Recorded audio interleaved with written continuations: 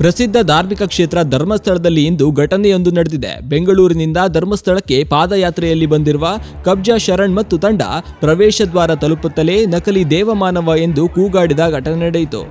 ಈ ವೇಳೆ ಸ್ಥಳದಲ್ಲಿದ್ದ ದೇವಾಲಯಕ್ಕೆ ಬಂದಿದ್ದ ಭಕ್ತರು ಮತ್ತು ಸ್ಥಳೀಯರು ಅವರ ಮೇಲೆ ಆಕ್ರೋಶ ವ್ಯಕ್ತಪಡಿಸಿದ ಘಟನೆ ನಡೆಯಿತು. ಈ ವೇಳೆ ಮಾತಿಗೆ ಮಾತು ಬೆಳೆದು ವಾಗ್ವಾದ ಉಂಟಾಯಿತು.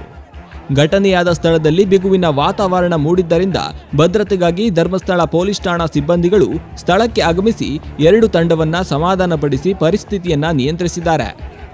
ಪಾದಯಾತ್ರೆಯಲ್ಲಿ ಬಂದ ಕಬ್ಜಾ ಶರಣ್ ತಂಡದ ಯುವಕರು ಸೌಜನ್ಯ ಭಾವಚಿತ್ರವನ್ನ ಕುತ್ತಿಗೆಗೆ ಹಾಕಿಕೊಂಡು ಕನ್ನಡ ಪರ ಶಾಲನ್ನ ಹಾಕಿದ 10ಕ್ಕೂ ಅಧಿಕ ಮಂದಿ ತಂಡವಿತ್ತು.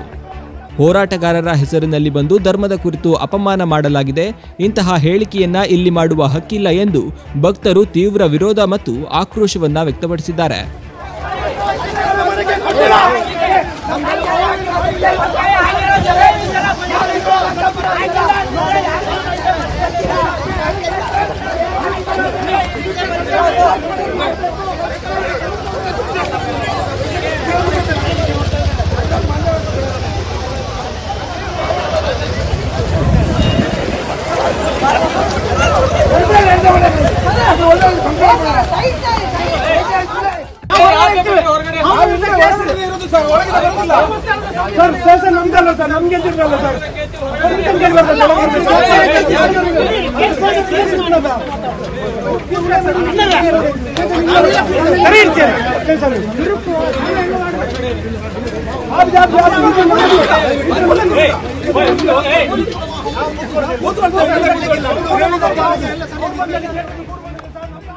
ಪರಿಸ್ಥಿತಿ ಬಿಗಡಾಯಿಸದಂತೆ ಅವಹೇಳನ ಮಾಡಿದ್ದ ಕಲಬುರಗಿಯ ಆಳಂದ ತಾಲೂಕಿನ ರುದ್ರವಾಡಿ ಶರಪ್ಪ ತಂಡವನ್ನ ಧರ್ಮಸ್ಥಳ ಪೊಲೀಸರು ಠಾಣೆಗೆ ಕರೆದೊಯ್ದು ವಿಚಾರಣೆ ನಡೆಸುತ್ತಿದ್ದಾರೆ.